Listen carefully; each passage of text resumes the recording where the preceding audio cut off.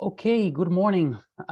This is Lucas Coffier. I run the Space Japan Help Desk for the EU-Japan Center for Industrial Cooperation. Good morning to all of you that are based in Europe, and of course, good afternoon to all of you that are in Japan at the moment at 5:02 p.m. Today we have a very interesting conversation with the exploration company. I have two guests today that I will introduce in a second. I would just like to tell you that, of course, if you have any questions at the end, you can write them in the specific window that you have at the bottom of your Zoom window. And then you can also please help us with a survey at the very end of the event of the webinar so that we can try to get better time after time. So that said, I would like to introduce the guests of today that of course can turn on their camera now. Good morning. Good morning to Pierre and Victor. Hello. Hi. So let me just give me another minute just so that I have the time to introduce you properly, because I think it's required, and specifically in your case because today we have very high caliber individuals that really deserve to be introduced properly. So Pierre is the Chief Space and Defense Business Officer at the Exploration Company, a European startup that builds reusable spaceships which fly to space stations around low Earth orbit and to the moon with the ability to return to Earth. He has served in various executive roles at the Airbus Defence and Space at Ariane Group, both in operational and business roles, head of Defense Earth Observation Satellites projects to head of marketing and sales for defense activities. Ultimately, he also served as a CEO of Silas or Silas, depending how you pronounce it, which language, I guess, at the Ariane Group, subsidiary in charge of laser equipment. Pierre began his career as a military engineer for the French Ministry of Defense in various positions, SATCOM cooperation programs, and he graduated from ENSTA Bretagne and is an auditor of the IHETN. On the other side, we have Victor. Victor is the lead business development and marketing at the Exploration Company, of course. He has served in also various roles at the Airbus and Airbus Defense and Space, both in engineering and strategic management roles, starting as a development engineer from navigation satellites, followed by a system engineering role for Earth observation satellites to supporting the SVP top executive management and talent acquisition at Airbus Group. He was the co-founder of a non-profit organization within Airbus called the Moon Race that aimed for sustainable exploration of the moon. He's the curator of Global Shaper of the World Economic Forum's Global Shaper Hub in Munich, a non-profit organization for young change makers committed to improve the state of the world by driving dialogue, action, and change. And he graduated from the University of Applied Sciences in Munich and sorry, my German is a little bit rusty, Technische Universität München, I guess. Exactly. Maybe I'm close. Okay, TUM. TUM. Yes, I'm very delighted to have you both here. I'm sure that the presentation will be a blast, literally. And yeah, the floor is yours. I guess that Pierre will be the first one. Thank you. So thank you very much, Luca, for your introduction. Good afternoon to everybody. Thank you for your participation to this event. So we'll share some slides with you to give you some inputs. And so thanks, Victor. So first of all, I would like to say why we are doing this event with you. First, we would like to introduce the exploration company and what we are doing and what is our spacecraft, which is called Nix, and what we could perform with this spacecraft. Secondly, we are thinking in Japan the identification of potential use case for the Japanese industry, use case to link to our vehicle and to see how we could fly. You could fly with us. And third, we are looking for opportunity for collaboration with the Japan industry and Japan actors. So that's the purpose of this presentation. As you know, during the last years, we have several disruptions which has been occurred. First, we have disruption in launch services, 15 years ago. After that, we have disruption in Earth observation with constellations, and also disruption in communications with the same constellations with a lot of small satellites in low Earth orbit. And for sure, we are convinced that in the future, we'll have a new disruption. And this new disruption, we turn the slide, will be linked to the space exploration. We are convinced that space exploration is the next space activity to be disrupted. And why will it be disrupted? First of all, because, as you know,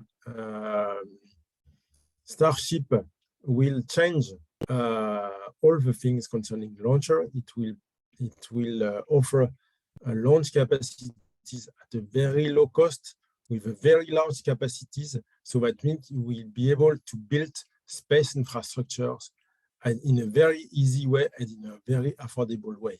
At the same time, the way business is doing on space stations is dramatically evolving from ISS, which is only funded by NASA and the other corporation or partner agencies. We'll have an evolution in a chain where the space stations will be funded by private people. Of course, NASA will be part of these space stations, but they are at the beginning funded by private people. And in the same time, we have USA and China, which are racing to master space strategic resources.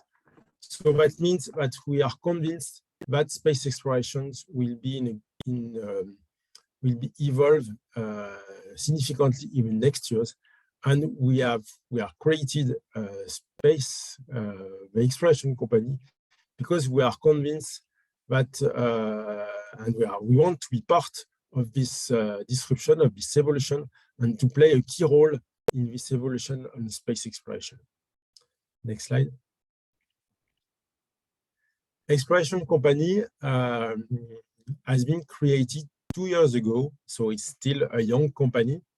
2 years ago, with the main goal to develop, manufactures, and operate Europe's first and only reusable spaceship to make space accessible, sustainable, and open. We are based in both countries, in Germany and in France, equally share between the two locations. In Germany, we are close to Munich, and in France, we are close to Bordeaux. We are convinced that European space program can grow only if there's a support of Germany and France, which are the main country for space program. So that's why we have decided to have a setup in a Franco-German at the beginning of the story. We are now more than 70 people, gathering more than 500 years of experience, combining people who are already well experienced and, of course, young, talented people who are joining us regularly. We have gathered full private funding, provided by venture capital and family funds. And in parallel, we have already won more than 6 million euros of contracts, of development contracts from our agency as European Space Agency, or CNES in France, or DLR in Germany. All our space agencies are supporting us today and help us to develop our product. With more than 50 million euros of funding, we have the startup. We have gathered the best or the higher level of funding after a Series A. Next slide. So we have built a roadmap which is strictly we are following strictly this roadmap. And the first step is a demonstrator, which is called Bikini.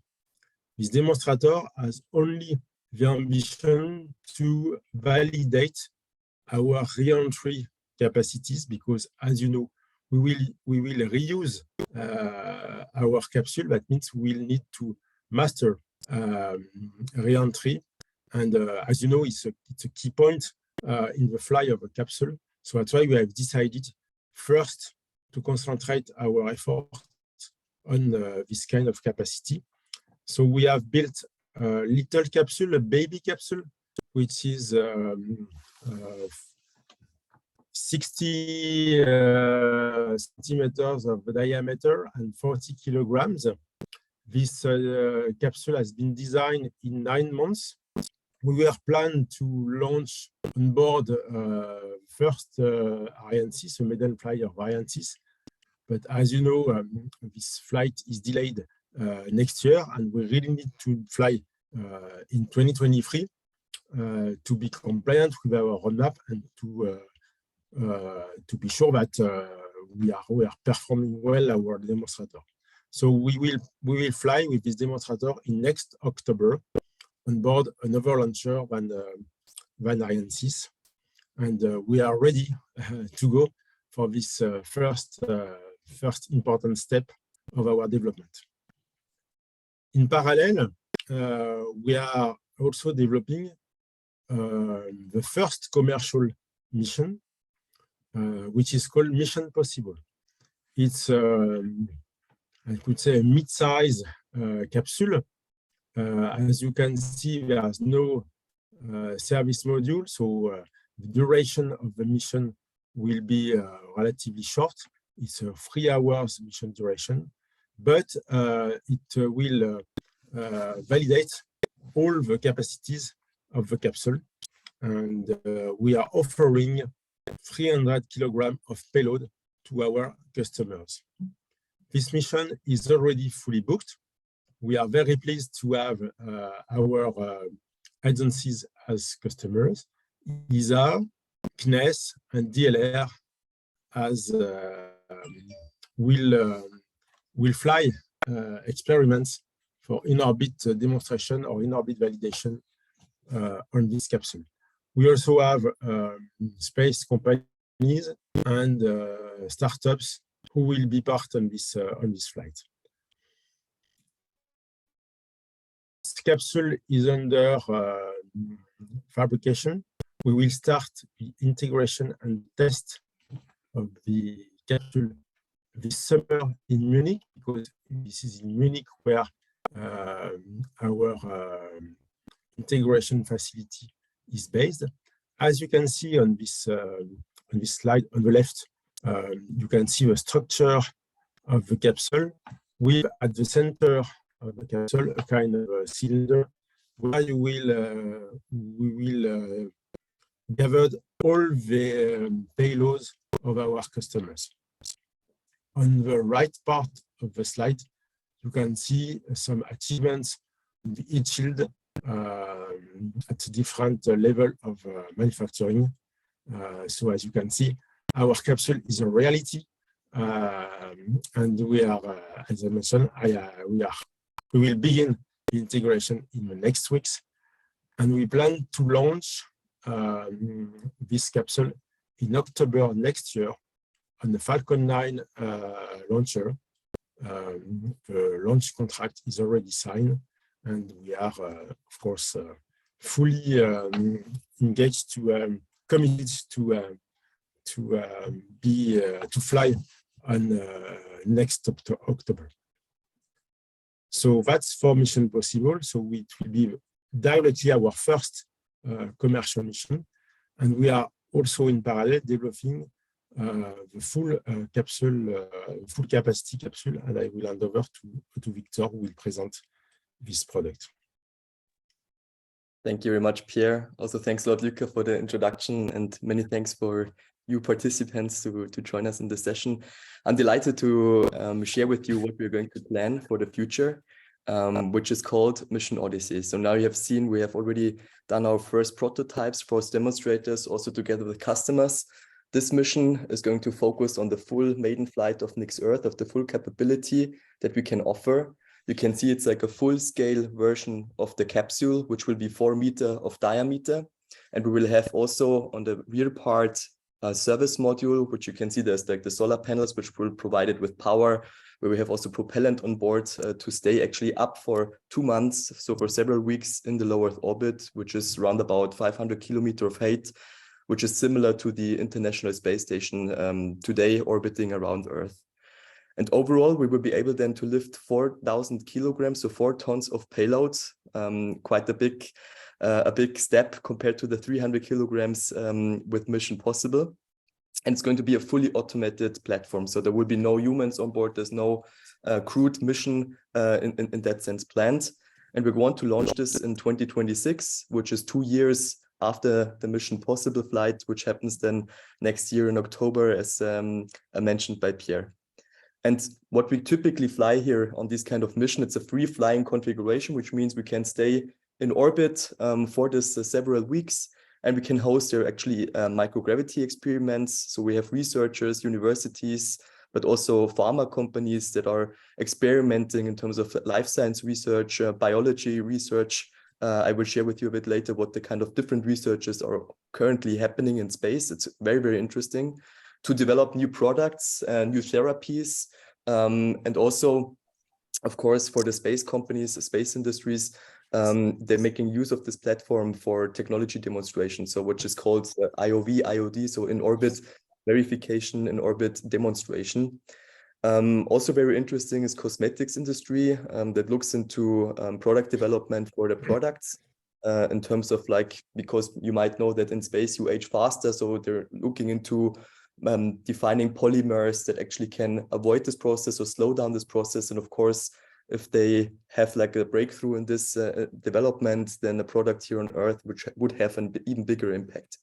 Then also food is a big topic, not only for Earth applications, so how to grow food in a hazardous environment, but also, of course, if you think about human spaceflight in the future with the Mars missions, moon missions, so food is a big topic.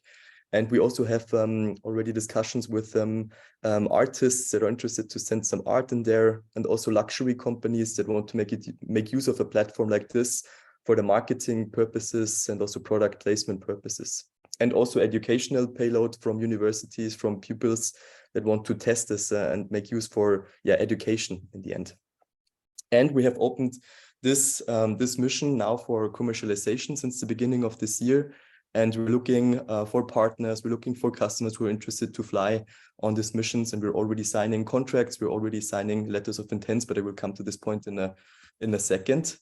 Here, what I would like to show you is actually the capability of Nix Earth, so that you get a bit of a feeling. One thing that makes us, I think, different to other players on the market is that we're very transparent with the pricing of this product. So we say that for a pressurized compartment, which is like inside the capsule, which we will return, the price is 25,000 euro per kilogram for a 2-unit size. And this includes then the launch. It includes also the power provision. It includes also the connectivity to the payload throughout the flight, and of course also the return and the recovery. If it's a payload that you want to test, let's say in orbit, but you don't need it to be recovered, and you don't need it to be pressurized, and there's also the opportunity to put it into the service module, and here it's unpressurized, which means that there's vacuum, right? So there's not 1 bar of pressure. It's not the same environment like on the International Space Station. And in this case, it's a bit cheaper. It will be 20,000 euro per kilogram for a 2-unit size box. And here you need to be just aware that it won't be recovered because the service module itself, it will burn during the re-entry process. And then you can see that in terms of the capability, we have 2.5 tons of pressurized payload capacity inside the capsule, which is quite a lot compared to what we have done now with Mission Possible. And we have 1.5 tons of payload capacity inside the service module. Overall, as I mentioned, it's completely, it's completely an automated platform. So we don't have any astronauts on board. I think it's important to remember. which makes also the process easier to actually launch an experiment or a technology demonstrator, because you don't need to specify or to verify it for human space flight in such a case. Also for pharma applications, for life science applications, we want to make the access quite easy, also offering a late access, which means that if you have probes that you can actually, before the launch, 48 hours before launch, put your probe inside the capsule so that you don't have any, that these probes are not dying, let's say, in the end before the launch. We have also reasonable heat loads and G loads for the re-entry, thanks to the design of the capsule and also the propulsion system we are developing. Also, of course, a controlled thermal environment between the 10 to 35 degrees Celsius, which is similar to the environment that is on the International Space Station. For us, it's important to create such a similar environment because we know the state of the art today where you can perform this kind of technology demonstrations or experiments is the ISS. So we want to make it also easy to adapt. And as you might know, the ISS is going to phase out by the end of the decade. So we would like to offer a decent alternative to our customers. In terms of power, we will be able to provide 750 watts overall in terms of the power provision. So it's fully sufficient for any kind of experiment, also in terms of 3D printing. So we're also speaking with printing in space and orbit manufacturing companies that would have some higher, let's say, power requirements, but also this is sufficient. It's a standard 28-volt interface, which you might be aware of if you have already sent something into space.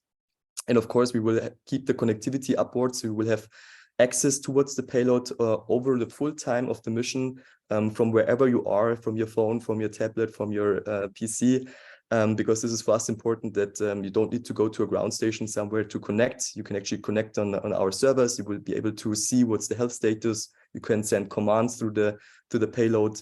It's an onboard Ethernet connection, so it's also the state of the art. And we will have also the capability of storing data, like 10 gigabytes of the payload that you create. Of course, you can store on your own as well. And then 2 times a day, there will be slots, 15-minute slots. If you have video material or picture material, you can download this on a high data rate downlink. So you will be really connected live towards the payload, what's currently happening in the spacecraft while it's operating. So we will be able to stay for several weeks in space, up to 3 months. It's a design, and when we come back to Earth, and it's of course a perfect platform for in-space qualifications for any kind of equipment. If you're like in the equipment manufacturing process, if you're coming from a different point of view, you can use it for experiments, as I mentioned, or product development. Just want to highlight also a bit the use cases that we're currently working on. On the one hand, we have identified these big use cases for microgravity experimentation. So you have material science, it's a big topic. If you think about 3D printing and orbit manufacturing, new alloys, soldering processes are completely different as it's back here on Earth. Also in terms of optical fibers, there's huge applications where people or companies produce this in space and sell it actually back here on Earth. So it's also business there, which you can establish. In terms of research, a lot of things are happening in the cellular biology, also in terms of crystal growth, microbiology or plant biology. So really a lot of research that goes into identifying new therapies for diseases that we have here back on Earth. Gravity has an issue, let's say, or the issue is to create proteins of good quality, and these proteins that you would use to actually create therapies. And what you can do in space is actually you don't have gravity, so you can have a perfect protein, and producing these perfect proteins to then later perform therapies development is a huge advantage. And so this is something that we are working on together with our partners and customers.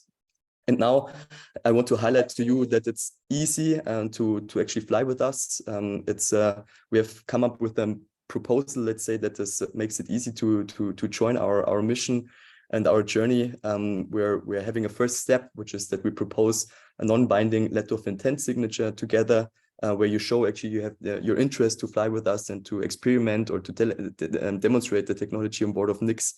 And here we just collect some basic data where, like, it's a rough description of what you would like to do on it. So the passive payload is more an active payload.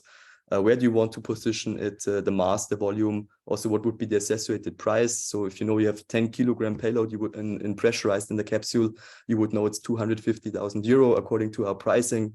And then we would work together with you on getting more into the technical topics together with our technical team, the vehicle design team. Also, we have a mission manager that will be then connected to you. And then we actually define more what is the concrete use case. Is it technical also feasible?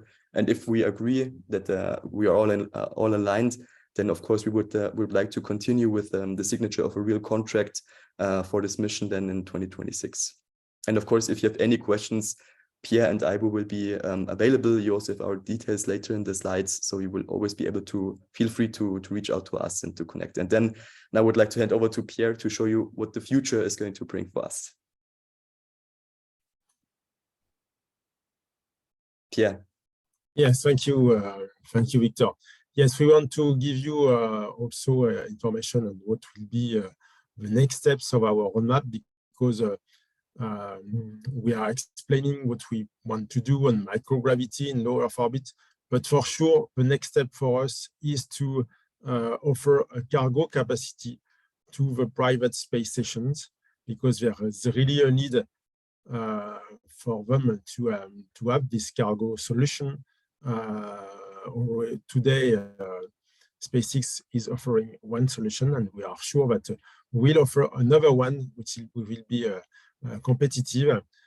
So that means that in 2027, we have the objective to add the capacity to dock our vehicle to ISS as a first demonstration, and after that, to dock to all private space stations.